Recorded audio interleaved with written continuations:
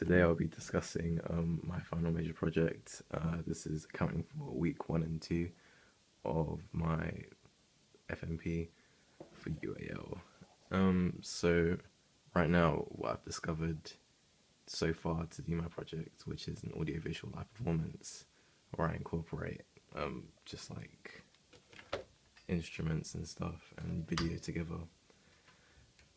So far I'm using Ableton Live. The visuals will be projected on a projector using Ableton Live in dual screen mode, which is a way that I can use Ableton on like with a projector in tandem. The first issue that I encountered was how I was gonna actually project the image and like make it full screen. So basically, you get the video that's here that's already in Ableton. I'm not using a projector right now because I don't have one, so I'm using a second screen.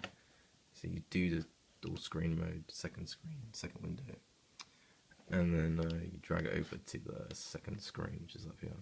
So this will be the projector, and then you click full screen on the second projected image, and then you double click this, and that's just the whole screen there. So I can have Ableton down here, both views, so I can supervise both views and like clips and stuff, and up here would be the projected image.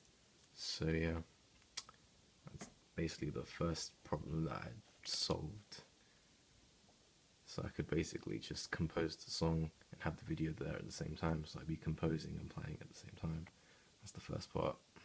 Isn't the track, and I've got all my instruments here playing the stuff. So if I press Alt Command V, I can bring up the video so I can reference what point it's at. So this is the video channel right here, and it's muted, so that means it doesn't play the audio of the actual music. So let's give a listen to the music right here that I've composed around. Well, I made the music first, then I added the video later, and it's 2 different videos. So yeah. In discussing the large-scale structure of the cosmos, astronomers sometimes say that space is curved, or that the universe is finite but unbounded.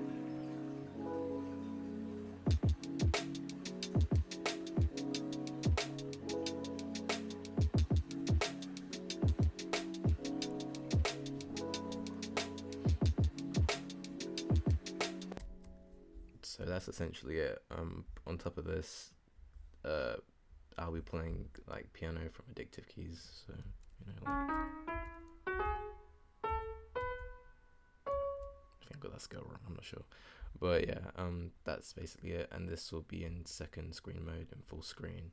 So that'll be quite cool to do. Another idea I had in regards to the live thing was just was sort of something that was more immersive, instead of just like, more live and you're just playing piano over like just a video.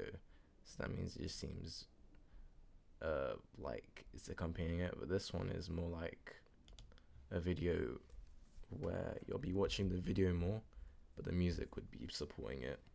So here's a clip of Evangelion and a remix I made of a Hudson Mohawk song.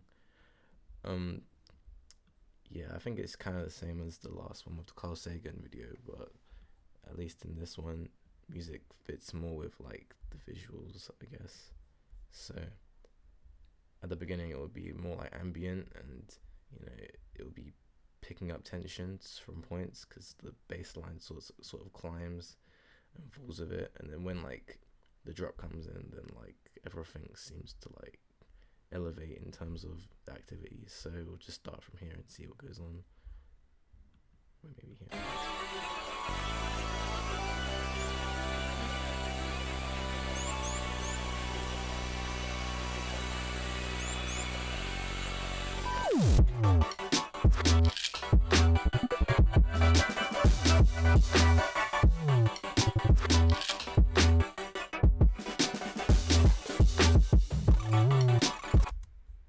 So the track really does build with like the visuals, because the scene gets more intense, and so I'll be using the rest of this video to like sort of fulfill the whole track in terms of what happens during the video.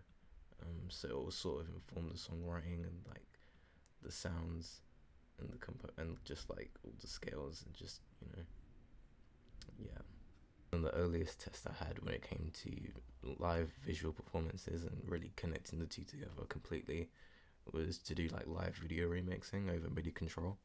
So essentially, I had mapped my I had wanted to use the Ableton session view to like trigger video clips that I cut up from the internet, from like YouTube, but that didn't seem to work because they would show up black and they would only come up like in post. So you'd have to export the whole project to like make it work and show it afterwards, which would be cool. I think maybe I would do that for like another finger drumming based thing where I'd use the machine controller and map videos to the Ableton cells over here, and then have the video done in post, since the last final piece, like the thing I have to hand in, is actually an actual video on Vimeo. So I wouldn't mind doing that, but yeah, this was one of the first tests I had done. So I'd have to like it's mapped to my keyboard right now, and one thing that I kind of look forward to is that it didn't take up much CPU. So these are called jump points, I think. Nah, they're called locators, and essentially they would jump to another part of the song if you're playing it, so you can like label them. So if I press the play button, it will jump to that point over there, jump to this point over here, and there. So I could essentially map my MIDI controller to MIDI keyboard to like these points. So this is a video of Alex Jones, which I thought would be funny, but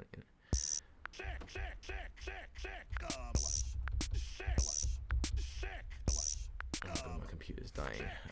Yeah. So that was cool. But I couldn't really fit it with a drum beat or anything, in case I wanted to like sample a live performance.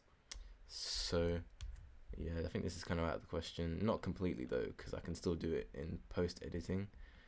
But yeah, this was a kind of a failed idea, but it was a nice exploration of Ableton's capabilities, which I think was cool. So yeah.